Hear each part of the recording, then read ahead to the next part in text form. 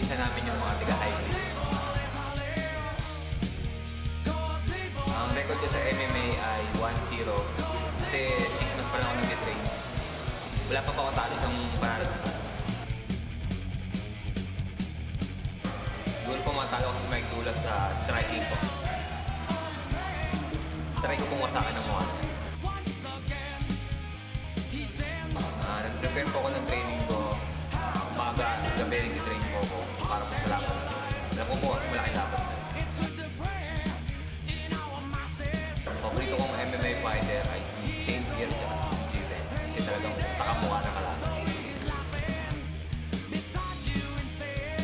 Ang masasabi ko sa Unleashed fight na to, magiging malupit to kasi lahat ng mga malupit na fighter ay dito na.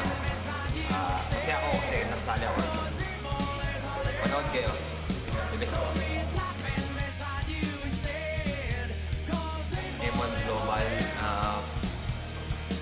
Sana makalusot po kasi maganda to eh. Malaking opportunity to para sa amin lahat. Sa akin na rin po kasi para mag-represent. So, tsaka makikita ko po yung mga paborito kong fighter. So, yung M1 Global, malupit yan. Lagi ko napapanood dyan sa Affliction, yung muling laban nila Fedor. Sayo kay Mike Dula. Good luck sa ating dalawa. Galingan na lang natin dalawa. Magsasayo ka na rin.